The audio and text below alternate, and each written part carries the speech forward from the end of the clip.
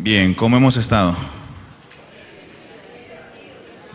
Preparándonos para celebrar el Halloween, como decía Víctor. No, nosotros celebramos el Cristo In, como hicimos el año pasado. Bien. Estaba esta semana orando y preguntándole al Señor, bueno, ¿y de qué hablar? ¿De qué tema vamos a tocar? ¿De qué vamos a hablar hoy? Y surgieron muchos temas. Dije, bueno, estamos hablando de doctrina, listo, hablemos de doctrina.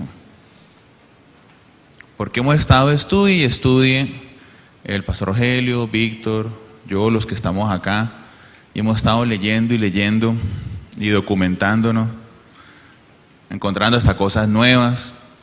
Estudiamos tanto la otra doctrina que ya nos estábamos tambaleando. ¿Dónde está Víctor? Ya estamos pensando, ¿será? Pero no es. Y yo le preguntaba al Señor, bueno, ¿y qué pasa? O sea, ¿por qué la iglesia es atacada? ¿O por qué la iglesia intenta ser atacada? ¿Por qué hay tantas dudas dentro de los hermanos de la iglesia? Y oraba por eso y el Señor me llevaba a Primera de Pedro, y quiero que vayamos todos allá, Primera de Pedro 5, y lo vamos a leer del 1 al 11. Y lo vamos a leer de forma alternada. Ruego a los ancianos que están entre vosotros, yo anciano también con ellos, y testigo de los padecimientos de Cristo que soy, también participante de la gloria que será revelada.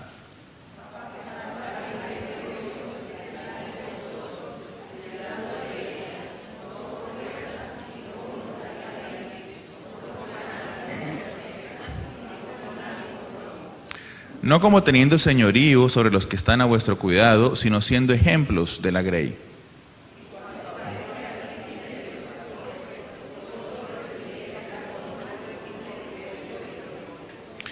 Igualmente, jóvenes, estad sujetos a los ancianos y todos sumisos unos a otros, revestidos de humildad, porque Dios resiste a los soberbios y da gracia a los humildes.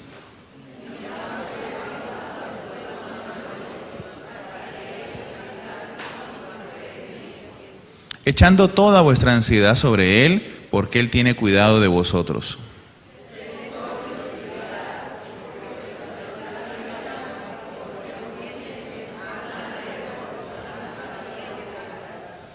Al cual resistid firmes en la fe, sabiendo que los mismos padecimientos se van cumpliendo en vuestros hermanos en todo el mundo.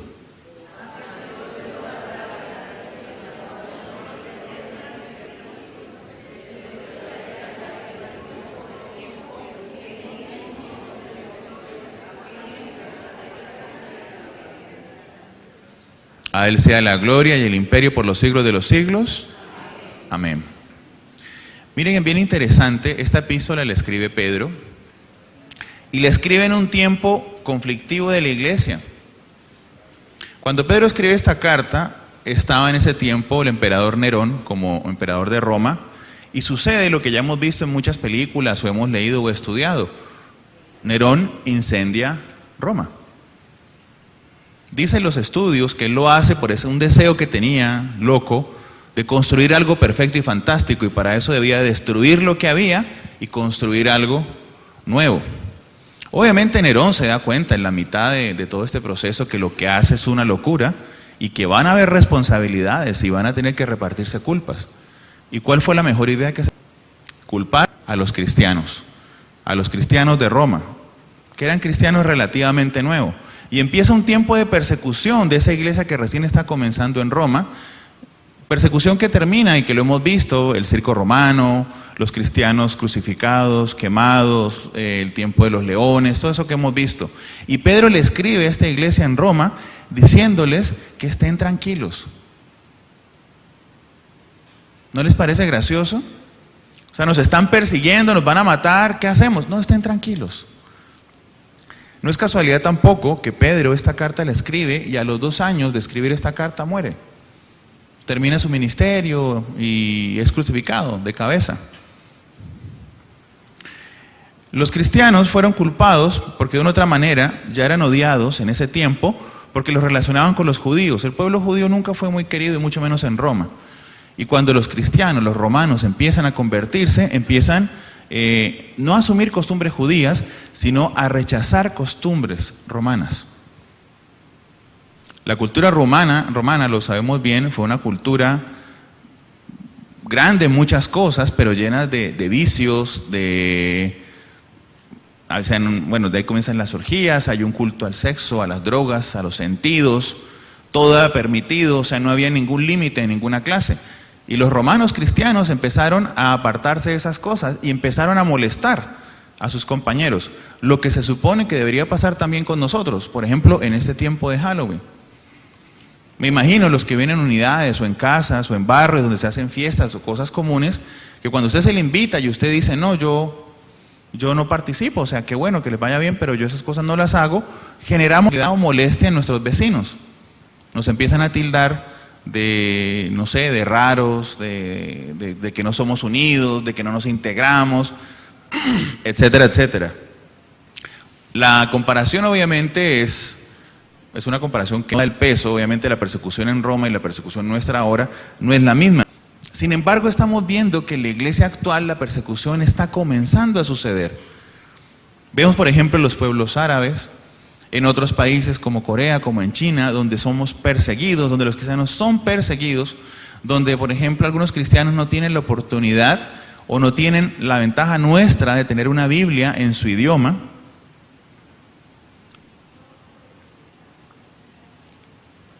Ventaja que nosotros tenemos, no solamente en el idioma, sino en varias versiones, tamaños, modelos. Y yo empezaba a mirar y decía, Señor, bueno, nos estamos acercando realmente a los últimos tiempos. Y va a llegar un momento en que esa persecución que hemos visto en películas, o esa persecución que hemos visto en historias, o que vemos en noticieros lejos nuestro, va a estar aquí. Es un tiempo de filosofías, un tiempo de nuevas historias, un tiempo de querer como reescribir la Biblia algunos, o reescribir teorías o doctrinas porque ya no nos gustan las que hay.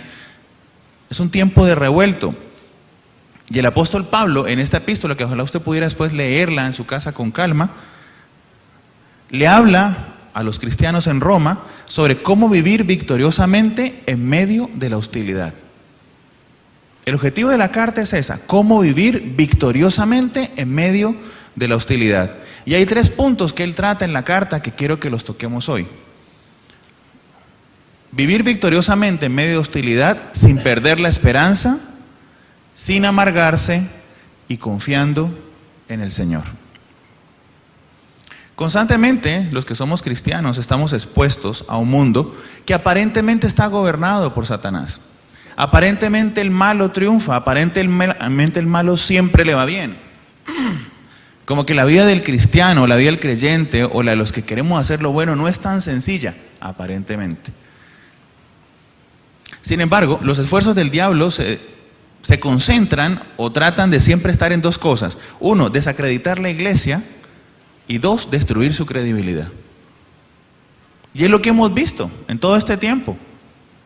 Suceden cosas, acontecen cosas, las nuevas filosofías nos buscan desacreditar la iglesia y destruir su integridad. Entonces la pregunta es, ¿cuál debe ser la actitud? ¿Cuál debe ser su actitud como cristiano? La mía. ¿Cómo afrontar esto? ¿Con qué carácter lo vamos a hacer? Y es bien interesante cómo el apóstol Pedro en esta carta nos da respuesta, en este pasaje, en este capítulo. Quiero que por favor vuelva y mire 1 de Pedro 5:5. Dice, igualmente jóvenes, estad sujetos a los ancianos y a todos sumisos unos a otros, revestidos de humildad. Porque Dios resiste a los soberbios y da gracia a los humildes. Es increíble cómo casi en toda la Biblia el mensaje siempre está enfocado a hay que ser humildes, hay que ser humildes, hay que ser humildes, hay que ser humildes. Y entonces yo me pregunto, todos los que estamos aquí que somos orgullosos y soberbios, ¿cómo vamos a entrar al cielo? Perdón, ¿no? ¿Alguno tal vez? ¿Hay uno que ya es humilde 100%? No, es tan humilde que no quiere alzar la mano por modestia, ¿cierto? Y todo el tiempo nos están diciendo, y hay que ser humildes, y hay que ser humildes. Y a veces pienso que tenemos un concepto equivocado de lo que es la humildad. Miren que cuando hablamos de humildad, tal vez lo primero que nos viene a la mente es ser humildes por nacimiento. Yo vengo de un origen humilde. ¿Qué significa eso? Que en mi nacimiento no tuve mucho dinero, no tuve muchas cosas, o sea, fue un nacimiento humilde, y luego el Señor me ha llevado a donde estoy, poco a poco he ido creciendo. También decimos que una persona es humilde porque tiene poco conocimiento. Aparentemente el estudio y el letrarse o tener algunos títulos te aleja de la humildad, porque el que no tiene estudios es humilde. Ambos conceptos están equivocados. Y hoy vamos a estudiar un poco y vamos a mirar las definiciones exactas. Quiero comentarles. La humildad se define como una virtud. Ya ahí vamos perdiendo. Porque las virtudes, ¿cómo son? Según las teologías, según la teología católica, las virtudes son divinas. O sea, la virtud es de Dios, o sea que de por sí ahí ya vamos perdidos. Una virtud es algo que es un don que se regala o algo que cuesta mucho alcanzarlo. La humildad es una virtud que consiste en conocer nuestras propias limitaciones y debilidades y actuar de acuerdo a tal conocimiento. Podríamos decir que humildad es la ausencia de soberbia, ¿cierto? Yo soy humilde porque no soy soberbio, o soy más humilde porque soy menos soberbio. Es una característica propia la humildad de sujetos modestos, que no se sienten más importantes o mejores que los demás, independiente de cuán lejos haya llegado en la vida. Vuelvo y pregunto, ¿quién aquí se considera humilde? No, estoy ejemplificando, no yo. Y yo veía algo bien interesante, decía, la humildad es muy difícil. Parece en algunos momentos casi inalcanzable, pero hablemos de soberbia, y al mirar soberbia me he dado cuenta que es mucho más cercana a nosotros. Soberbia, del latín superbia, super, ya de entrada es grande. La soberbia es definida por la Real Academia de la Lengua como el apetito desordenado de ser preferido por otros. El concepto puede asociarse a la altivez, el engreimiento, la presunción y la petulancia. ¿Qué es petulancia? Una forma bonita de decirle a una persona, usted es insoportable. Sino que es feo decirle así. Entonces usted le dice, usted es petulante. Y hay otras palabras que no puedo decir aquí en el púlpito, pero esa es la que se puede. Usted es insoportable, usted es petulante. La soberbia implica la satisfacción excesiva por la contemplación propia, menospreciando a los demás. El soberbio se siente mejor y más importante que el prójimo, a quien minimiza de forma constante. Por eso se comporta de manera arrogante y suele generar rechazo entre el resto de la gente. ¿Cómo la ven? ¿Se acerca tal vez un poco más? Sé que nadie me lo va a decir y no se lo voy a preguntar, no es necesario. Pero cuando yo miraba esto decía, Dios, más características de soberbia sigo viendo en mi vida que características de humildad. Pero no se confunda, en mí sigue habiendo un deseo de buscar la humildad. Entonces la pregunta es, ¿por qué no la alcanzo? Porque sabemos, ya se nos ha dicho, Dios con el humilde está, con el soberbio no, al altivo lo mira de lejos, ¿cierto? La mayor parte del tiempo este soberbio, ¿qué hace? Habla haciendo referencia a éxitos que ha alcanzado, a logros que ha obtenido a lo largo de su vida. Disfruta cuando otras personas, fundamentalmente sus adversarios, experimentan fracaso. Son muchas características, pero voy a mencionarles 5 que son las más importantes y quiero que usted las mire en su vida. Son 5.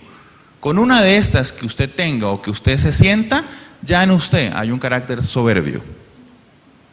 1. Nunca reconoce sus errores y en absoluto acepta las críticas. Ahí ya caímos más o menos el 70-80%. Y lo peor, cuando usted se le trata de hablar de un error, ¿usted qué hace? Se defiende atacando. Mira, es que tú, no, eso no es cierto. Y si acaso fuera cierto, mucho más eres tú. No, yo no mentí, oculté parte de la verdad.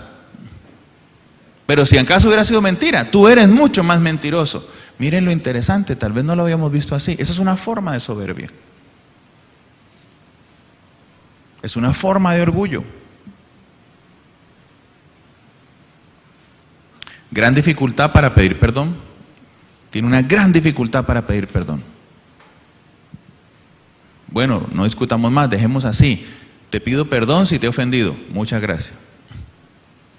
Y uno se queda como esperando, bueno, ¿y usted? Muy bien, ¿y usted? No ven la necesidad, no es necesario. Pero ambos se ofendieron, no, pero es que él me ofendió primero. Es que su ofensa fue más grande. Una gran dificultad para pedir perdón. Posee una necesidad imperiosa y a veces ya enfermiza de recibir halagos. Todo el tiempo está esperando que se le refuerce cualquier cosa que haga. No, es que cambié un bombillo. No, gracias. Al otro día, ¿cómo funciona el bombillo que cambié? Muy bien, gracias. Después, ese bombillo quedó superpuesto. Gracias, no hablemos más del bombillo. Es un ejemplo, es un decir cualquiera. Y es gracioso porque todas estas personas, o cuando actuamos así nosotros, pedimos lo que no hacemos. Queremos que siempre se nos perdone con facilidad cuando cometemos errores, pero nos cuesta perdonar. Y queremos que se nos reconozca con rapidez las cosas que hacemos, pero nosotros no reconocemos las cosas que hacen los demás. La soberbia a veces está tan metida dentro de nosotros que nos lleva a molestarnos por el éxito de otros. Sube alguien a contar testimonio y uno va a decir, no, qué bueno, qué bendición. Claro, el Señor ocupado ahí respondiéndole a esta señora y por eso es que no me responde mis necesidades. Todo el tiempo se sube a contar testimonio. Mínimo no es cierto, mínimo no es, mínimo no pasa. Son las huellas de nuestro viejo hombre, son las huellas del carácter humano que todavía cargamos. Y aquí quiero llevarlo a algo bien interesante. Otra vez en 1 Pedro 5:5. La palabra revestidos en el versículo se traduce como ceñirse o fajarse para trabajar. Revestirse es colocarse algo, ponerse algo. ¿Por qué la palabra? Si lo leemos así, es igualmente jóvenes, están sujetos a los ancianos y todos sumisos unos a otros, cíñanse, fájense de humildad, porque Dios resiste a los soberbios y da gracia a los humildes. ¿Qué le quiero decir hoy? La humildad no es una característica propia del ser humano. La humildad no nació con usted. La humildad usted no la tiene, no es suya, no le es propia. Por eso es tan difícil ser humildes. La humildad es una característica aprendida. Yo debo aprender a ser humilde. Va en contra de todo lo que soy como persona. Va en contra de todo lo que me enseñaron. Yo le aseguro que a ninguno de los que estamos aquí nos dijeron nuestros padres de niños, cuando sea grande siempre, deje que el otro sea primero, ayuda a los demás a crecer, usted alégrese del éxito de sus hermanos o del éxito de sus amigos. No, al contrario. ¿Cómo nos educaron? Vaya por delante y llévese al que sea, pase por donde sea, el éxito es lo más importante. El fin justifica los medios. Y tal vez a usted no le parezca importante, pero cuando yo miraba eso, yo me quedaba helado.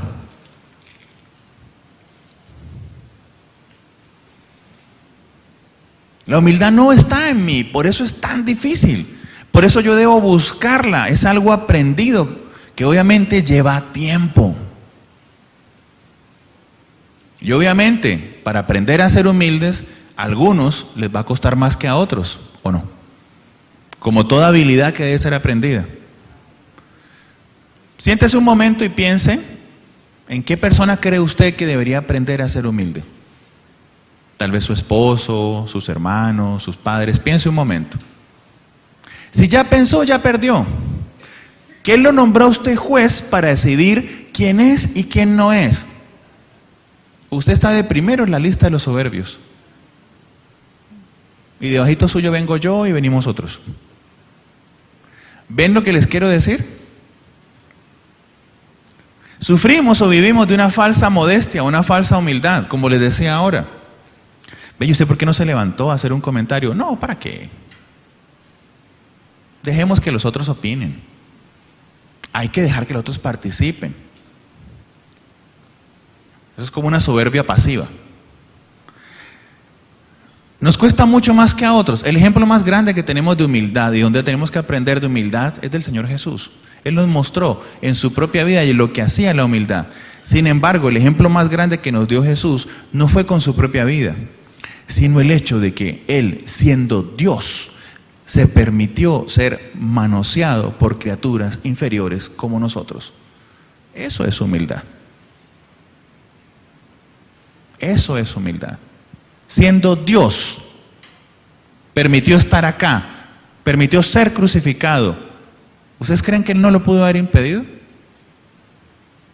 Lo permitió, se dejó. Eso es humildad. Y aquí encontramos un primer punto, que espero que lo tenga y que lo aprenda. Cuando yo aprendo a ser humilde, cuando yo me revisto de humildad, entonces reconozco dos cosas: dirección y aceptación. Reconozco que hay alguien que dirige mi vida, que no soy yo. Y acepto que esa dirección, que es la de Dios, es mejor que la mía. Eso es revestirse de humildad. Aceptar que yo no tengo el control de mi vida, sino que lo entrego a alguien mejor. Y eso nos da o completa el primer punto que el apóstol Pedro nos quería enseñar en la carta: esperanza. ¿Qué mayor esperanza hay de saber que no somos responsables de nuestro destino? Cuando usted, por ejemplo, sale de paseo con su familia y su esposo o el que maneja, ¿cómo se sienten los demás? Bueno, si el tipo es un loco manejando, asustados. Pero si el tipo es tranquilo, ¿cómo se sienten? Relajados. No es su responsabilidad. ¿Quién tiene que preocuparse de conducir, de manejar, de no accidentarse? El que va manejando.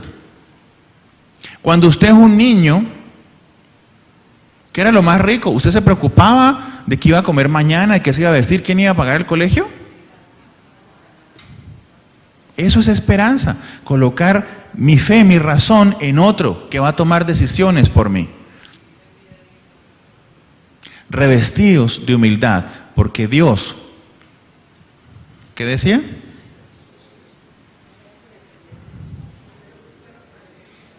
Exacto. Revestidos de humildad, porque Dios resiste al soberbio, pero da gracia a los humildes. Segundo, 1 Pedro 5:6. Humillaos pues bajo la poderosa mano de Dios, para que los exalte cuando fuere tiempo. Vuelvo otra vez.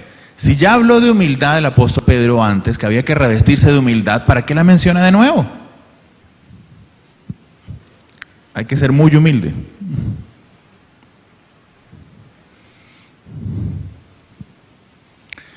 Yo estudiaba y leía y dije, bueno, miremos la palabra. La palabra humildad que se usa aquí en 1 Pedro 5:6 es tapeinoo, que significa deprimir, allanar, poner plano. Y yo decía, pero ¿por qué esta palabra? ¿Por qué el apóstol usa esta palabra? Obviamente el apóstol Pedro, el conocimiento que tenía era un conocimiento básico teológico, el mismo que estudió Jesús para presentar su examen. No sabía de psicología, de otras cosas, de ciencia, de ingeniería.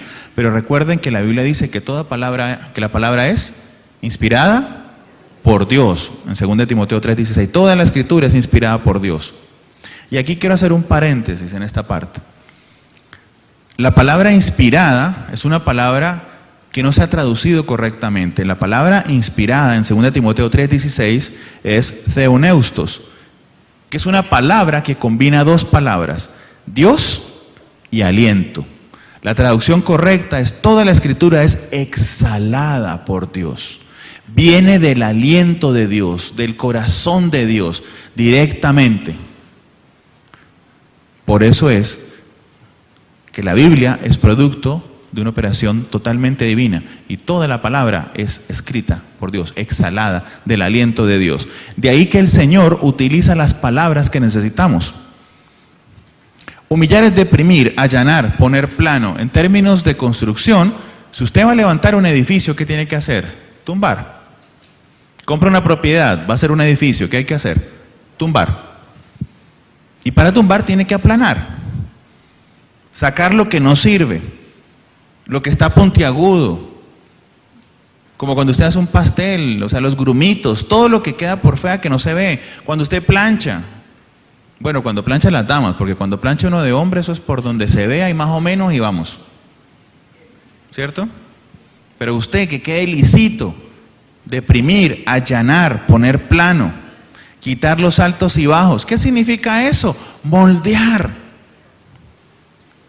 Cuando hablamos entonces de que, aquí Pedro nos dice, humillaos pues bajo la poderosa mano de Dios, es, déjense moldear por la mano de Dios. El Señor sabe que la humildad no es una característica propia nuestra, y nos dice que hay que revestirnos con ella, pero también dice, déjense moldear, déjense tratar, déjense trabajar. Como ese ejemplo que nos ha llegado en las redes sociales o que lo conocemos mucho, del herrero que está haciendo una espada. La espada, ¿qué se hace con ella, con el metal, con el acero? Hay que calentarlo muchas veces. ¿Para qué? Para que todas las impurezas que el acero trae salgan. El acero se calienta a altas temperaturas, pero el hierro y otras sustancias que están con el acero se derriten antes. Y con cada golpe el herrero saca lo que nos sirve, hasta dejar el material perfecto para hacer una espada que sirva, que valga la pena. A veces el Señor tiene que golpearnos para sacar las cosas que no están planas, que no están llanas, que impiden que podamos alcanzar las cosas que Dios tiene para nosotros.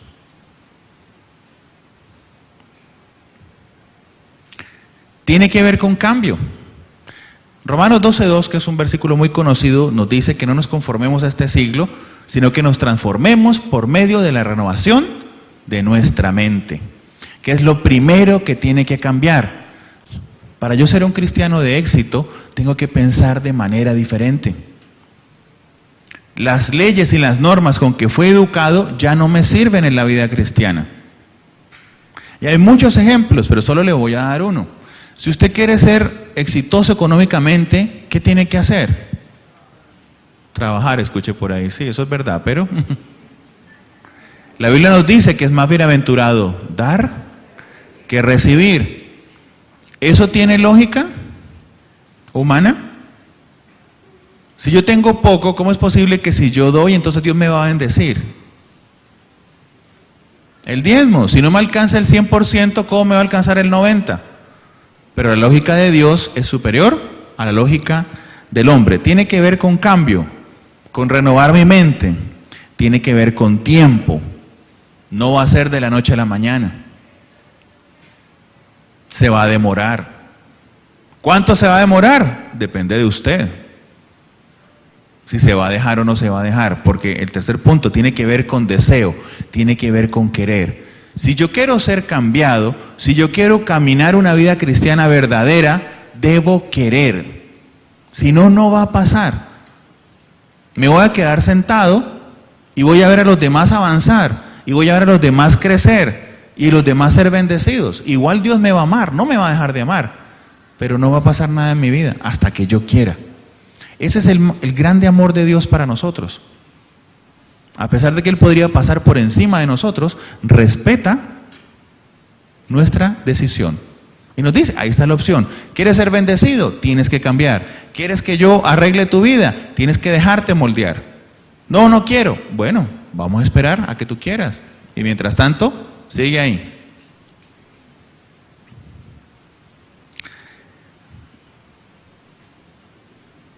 Humillaos delante de la mano del Señor significa quitar lo mío que es incompleto para dejarlo de Dios que es perfecto. Eso es lo que Dios quiere hacer. Quitarlo de usted, quitar lo que usted trae, que no sirve, y ponerlo de él, que es perfecto. Es aprender a ver a los demás, aprender a ver a los demás como nos vemos a nosotros, y saber valorarnos como la Biblia enseña que lo hagamos. Humillados delante de la mano del Señor significa tener un concepto claro de lo que somos nosotros. Y hay un versículo clave para eso, Romanos 12:3. Quiero que lo busque, por favor. Digo, pues, por la gracia que me es dada, a cada cual que está entre vosotros, que no tenga más alto concepto de sí que el que debe tener, sino que piense de sí con cordura, conforme a la medida de fe que Dios repartió a cada uno. No tener más alto concepto de nosotros mismos que el que debemos tener. Es difícil, ¿cierto? A mí eso siempre me recuerda cuando daba clase en la parte de psicología sobre la autoimagen, que yo les decía siempre a los muchachos que cuando uno se ve en el espejo, uno se mira con cariño. ¿Sí ha visto? Usted se mira en el espejo y usted dice, no estoy tan gordo. Solo de lado, si me pongo de frente casi no se nota. O si uno ya se está quedando sin cabello, no, todavía aguanto. Pero cuando tenemos que hacer juicios sobre los demás, ¿cómo somos? Implacables. Por ejemplo, cuando vemos un reinado de belleza, sobre todo algunas damas, no todas, eso no queda títere con cabeza. Pasa una muchacha que se ha matado la vida en gimnasio y tratando de verse más o menos formada, no, está horrible, mire, es patijunta, esas cejas, horrible, el cabello feo, o sea, ¿qué tal que nos evaluaran a nosotros así, nos dijeran allá, bueno, venga usted a ver? A ver, nosotros le decimos algunas cositas. Con ese mismo cariño que nos evaluamos a nosotros mismos, hay que evaluar a los demás, no teniendo un más alto concepto de nosotros mismos, que en últimas es aprender a vernos como lo que verdaderamente somos, nada. ¿Qué somos nosotros delante de los ojos de Dios? Nada. Una brizna, un pasar, nada. Pero saber que en su mano, que es la traducción, los humillados delante de la mano del Señor, significa dentro de su mano, en la cavidad, somos todo. Y seremos levantados a lugares donde jamás podríamos ir o estar si no fuera por su gracia. Y eso quita la amargura, que es el segundo punto que el apóstol Pedro trata en su carta. Cuando yo sé que alguien pelea por mí, cuando yo sé que alguien está delante de mí, eso tiene que darme felicidad, no me tiene que permitir amargarme. Tercer punto, 1 de Pedro 5:7. Echando toda vuestra ansiedad sobre Él, porque Él tiene cuidado de vosotros. Y aquí quiero hacer una diferencia entre angustia y ansiedad. ¿Qué es lo que a mí me angustia y qué es lo que me produce ansiedad? La angustia tiene que ver con miedo real. Por ejemplo, ¿qué produce angustia? ¿A quién no le gusta ir al odontólogo? Ay, que son todos valientes. No, señor, ni para qué hablamos, ven ya. Que uno llega y se sienta en el consultorio y siente el zzzz, y uno empieza, o siente ese olor, ¿no le pasa? Vea, algunos ya están sobando la cara ya, porque uno sabe que le va a doler, y le mienten a uno, tranquilo que no le va a doler, y uno va viendo que van sacando el taladro y un montón de herramientas, ¿no? Y uno empieza a mirar por dónde me vuelo. Eso es angustia. Eso produce que el estómago se apriete, que se te seque la boca. Si vas a hacer un proceso quirúrgico, lo mismo, que ya le ponen la bata de papel, lo acuestan, ya los familiares se despidieron y que uno solo ahí en la camilla esperando que lo lleven, y uno dice, ¿será que vuelvo? Eso produce angustia. La angustia es fácil de identificar. Por ejemplo, si aquí entra, no sé, un bicho, una cucaracha voladora, pues saldríamos todos corriendo, lo más seguro. Eso es una angustia, es algo real, físico, concreto. La ansiedad es mucho más compleja, porque la ansiedad es un miedo a lo desconocido, la ansiedad es un miedo que tú no conoces, no identificas. Es una emoción vaga, un desánimo. Cuando usted dice, por ejemplo, no, es que mira, ¿sabes que no me hallo? ¿Nunca ha dicho eso? Y uno dice, bueno, búsquese. No me hallo. Esa es la ansiedad. Y por eso es que la palabra que se usa acá es esa, y no angustia. No dice echando todos vuestros miedos. ¿No sería más fácil Dios decirnos todo lo que le temes, todo lo que te asusta, el Señor lo va a tener en su mano? No, el Señor sabe, y la palabra usada es perfecta. Todo lo que te produce ansiedad, todo lo que te produce un miedo a lo desconocido, todo lo que te asusta porque no lo conoces, échalo sobre mí, porque yo tendré cuidado de ti. La ansiedad tiene que ver con la preocupación de futuro, con lo que va a pasar. Preocupación sobre la iglesia, sobre lo que nos pasa aquí como hermanos de la iglesia. Entonces, hasta ahora, ¿qué tenemos? Que el Señor nos dará lo bueno y lo que necesitemos si nos revestimos en humildad, esperamos en Él y echamos sobre su sabiduría el amor y la carga de proveernos. Miren, hay una cosa bien interesante con respecto a las cosas que han ido aconteciendo en este mes o en estos 2 meses dentro de la iglesia. El pastor lo comentaba en uno de los temas. Cuando una persona lo llama y le da un mensaje y le dice, esto viene de parte de Dios. Y de todo el mensaje, lo que a mí me llegó muchísimo y me sorprendió y todavía me impacta, es la palabra que se utiliza, donde Dios le decía al pastor, yo te conozco. Y yo le pregunto, oye, ¿usted cree que Dios lo conoce a usted? ¿Que lo puede reconocer? ¿Que su caminar, su hacer y su quehacer hacen que el Señor te pueda mirar y decirte, yo te conozco? Piénselo bien. Porque para ser conocido, como dice el Señor, hay que hacer lo que Pedro le está diciendo a la iglesia en Roma, a los cristianos en Roma que están siendo perseguidos. Revístanse de humildad, confíen, no se amarguen, tengan esperanza. El plan de Satanás siempre ha sido el mismo desde el principio de los tiempos, eso no ha cambiado. La persecución cambia. En Roma fue de una manera, la Inquisición fue de otra, luego las cruzadas. Siempre ha habido persecución de la iglesia, para la iglesia, con la iglesia. Pero el trabajo del diablo siempre ha sido el mismo. Desanimar, tratar de desintegrar y quitar esperanza. Porque la esperanza es lo que nos mantiene caminando. Usted se acuesta hoy y se levanta mañana porque tiene esperanza de que mañana será un día mejor. Si no tuviera esperanza, no se despertaría. Y quiero que miremos un versículo, el Salmo 18:2. Búsquelo, por favor. Dice, Jehová, roca mía y castillo mío y mi libertador. Dios mío, fortaleza mía, en Él confiaré, mi escudo y la fuerza de mi salvación, mi alto refugio. Y quiero simplemente comentarle esto sobre este versículo. David está hablando ahí de cómo se siente con respecto a Dios. Y dice, Jehová, roca mía.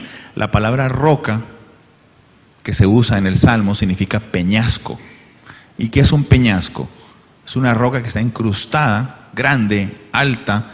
Generalmente es la que va a dar al mar, donde el mar la golpea constantemente. Sin embargo, ella no se mueve.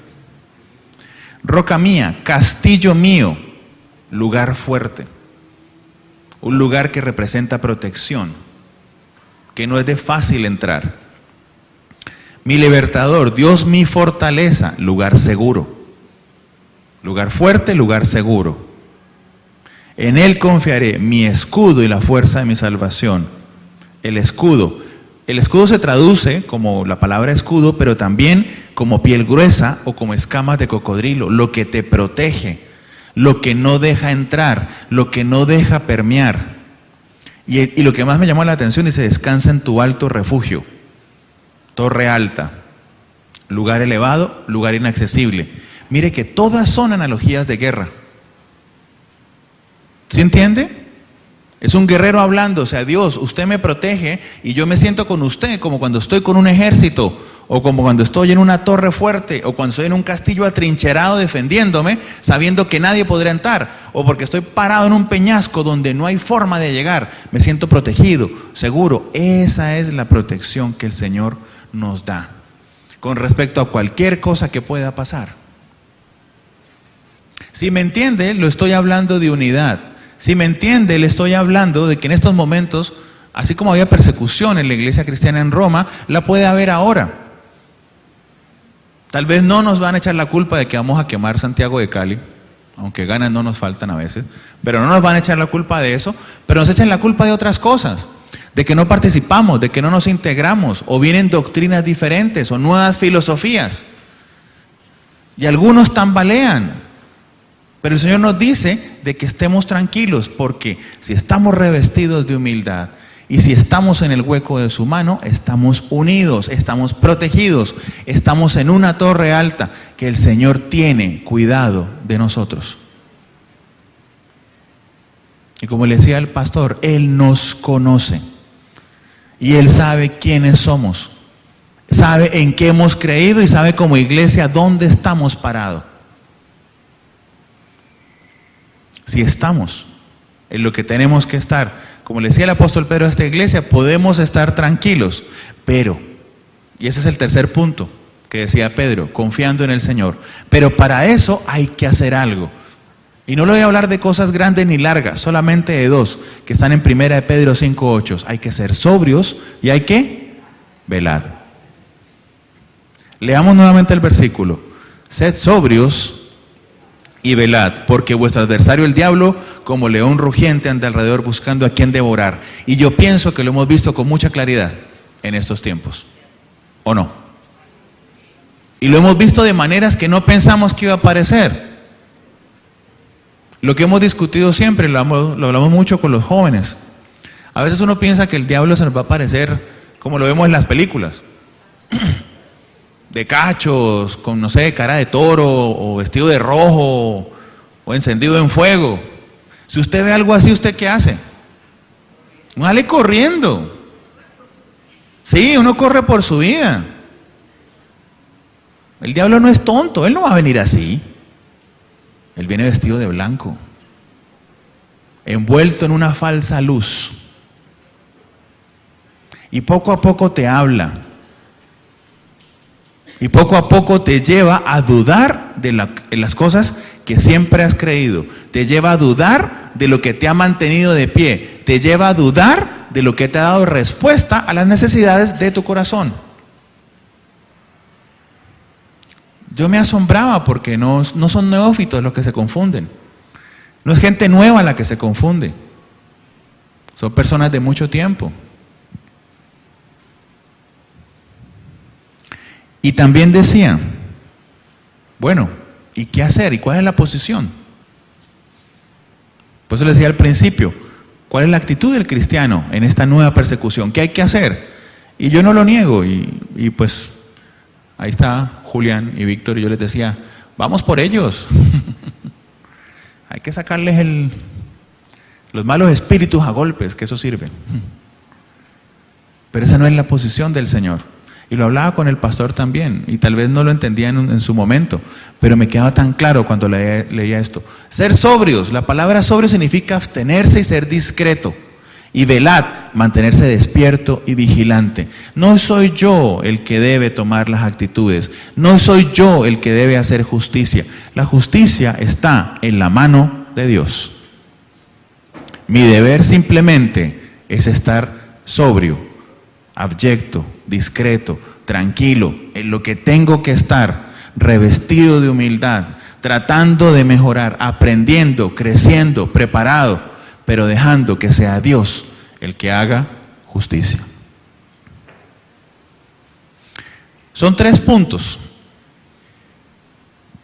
que el apóstol Pedro hablaba hace muchos años, pero son 3 puntos que nos sirven hoy de la misma manera que sirvieron, sin perder la esperanza, revestidos de humildad, sin amargarme bajo la poderosa mano de Dios y confiando en el Señor, estando sobrio y en vela contra el enemigo.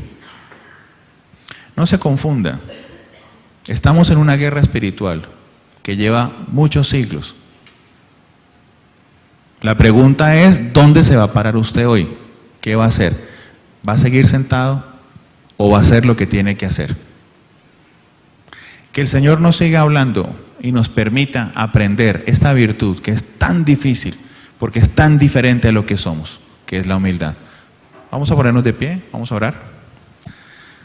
Bendito Padre de la gloria, gracias Señor en esta tarde por tu presencia. Gracias Padre porque con claridad nos muestras que nos falta mucho todavía para alcanzarte y para llegar a ser lo que tú quieres que seamos. Pero te damos gracias Padre porque nos muestras también con esa misma claridad lo que hay que hacer, lo que hay que aprender. Yo te pido hoy Señor que nos seas tocando a todos y mostrándonos el nivel de soberbia donde a veces nos ponemos, el nivel de soberbia donde a veces ni siquiera lo vemos, porque muchas de estas discusiones que son de doctrina y de filosofías son un problema de soberbia en otra cosa. Es un deseo de estar por encima de ti, Señor, de creer que conocemos, de creer que sabemos, pero queremos darte gracias hoy porque estamos seguros y sabemos en qué Dios hemos creído. Padre, permítenos estar siempre cerca tuyo, tomados de tu mano. Y ayúdanos siempre a saber y reconocer que es solamente contigo y a través de tu palabra donde obtenemos salvación, sanidad, bendición, seguridad, todo lo que necesitamos y nos hace falta. Cúbrenos con tu sangre, Señor, en este tiempo y permítenos ser luz en el camino de todas las personas que se cruzan con nosotros. Sobre todo ahora en este tiempo de Halloween y de fiestas, danos, Señor, la claridad para poder hablar, para poder ser luz con estas personas y sin asustar a nadie, poderles mostrar realmente cuál es el camino correcto. Te doy gracias, Padre, por este tiempo, porque estás con nosotros. Y te pedimos, Señor, que sigas con nosotros en este resto de semana. En el nombre de Cristo. Amén y amén.